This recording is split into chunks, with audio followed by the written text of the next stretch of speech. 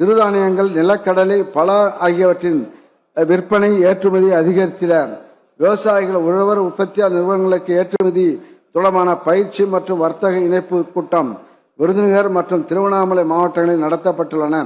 விவசாயிகளின் நலனை காப்பதில் உறுதியாக உள்ள இந்த அரசு மா உள்ளிட்ட விளைபொருட்களின் பதப்படுத்துதல் மற்றும் ஏற்றுமதிக்கான சூழலை வலுப்படுத்த பல்வேறு முயற்சிகளை எடுத்துள்ளது. விவசாயிகள் பதப்படுத்துபவர்கள், ஏற்றுமதியாளர்கள், அலுவலர்கள் அடங்கிய மா பதப்படுத்தல் மற்றும் ஏற்றுமதிக்கான மைய குழு ஒன்று உருவாக்கப்பட்டு அடுத்த 5 ஆண்டுகளுக்கு மா பதப்படுத்தல் மற்றும் ஏற்றுமதிக்கான முனைப்புகள் தொடங்கப்பட்டுள்ளன. மா விவசாயிகளை உரிய வணிகர்களுடன் இணைப்பதற்காக மா விவசாயிகள் உள்ளிட்ட 2196 விவசாயிகளை உள்ளடக்கிய 51 வணிகர் விற்பனையாளர் சந்திப்புகள் நடத்தப்பட்டுள்ளன.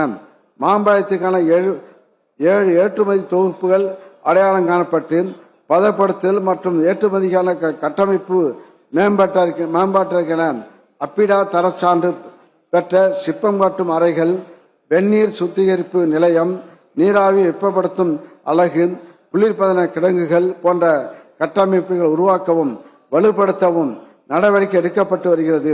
கோயம்புத்தூர், திருச்சிராப்பள்ளி, தூத்துக்குடி மற்றும் சென்னையில் 4 உணவு பரிசோதனை ஆய்வகங்கள் நிறுவப்பட்டு வருகின்றன. வேளாண் பொருட்கள் ஏற்றுமதி மேம்பாட்டு ஆணையத்தின் இணையதளத்தில் 3000 மா விவசாயிகளை பதிவு செய்து 1000 மா விவசாயிகளுக்கு நன்னெறி வேளாண் நடைமுறைகள் சான்றிதழை வழங்க நடவடிக்கை மேற்கொள்ளப்படுகிறது. சிறு குறு விவசாயிகள் தாங்கள் விளைவிக்கும் பொருட்களை திரட்டி மதிப்பு கூட்டி சந்தைப்படுத்தவும் ஏற்றுமதி செய்யவும் உரிய விலை பெறவும் வழிவகை காணுவதற்காக தமிழ்நாட்டு உழவர் உற்பத்தியாளர் நிறுவனங்கள் ஊக்குவிக்கப்படுகின்றன. உழவர் உற்பத்தியாளர் நிறுவனங்கள் இடுபொருள் விற்பனை, பதப்படுத்துதல், ஏற்றுமதி ஆகியவற்றில் ஈடுபடுவதற்கு தேவையான மூலதன நிதி, முதலீட்டு மானியம் ஆகியவை பல்வேறு திட்டங்களின் கீழ் வழங்கப்படுகின்றன.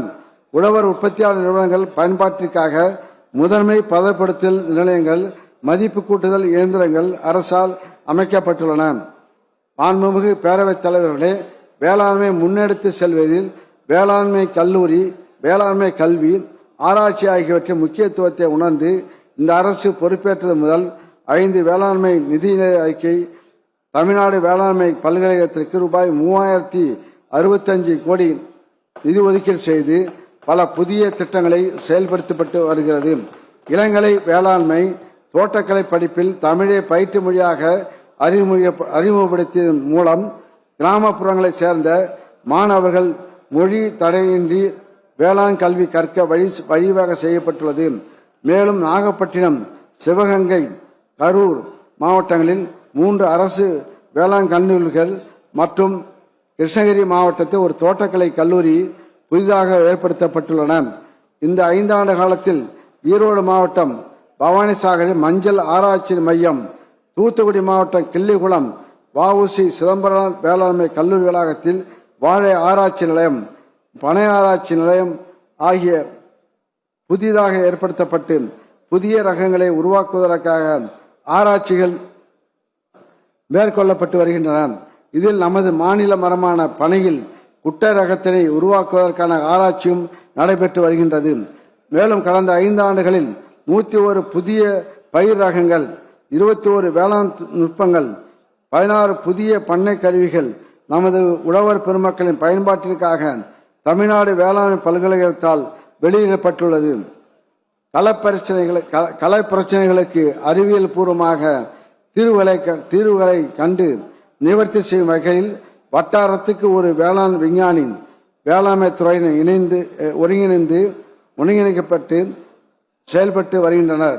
அது மட்டுமின்றி காலநிலை மாற்றத்தின் தாக்கங்களை குறைப்பதற்கான சிறப்பு வேளாண் கிராமங்கள் உருவாக்குதல், குறைந்த சர்க்கரை அளவு குறியீடு கொண்ட நெல் ரகங்களை உருவாக்குதல், நுண்ணுயிர் கலவையின் மூலம் உயிர்மை வேளாண்மையை ஊக்குவித்தல், தோட்டக்கலை பயிர்களுக்கான இயந்திரமாக்குதல் ஆகியவற்றை ஆராய்ச்சிகள் மேற்கொள்ளப்படுகின்றன.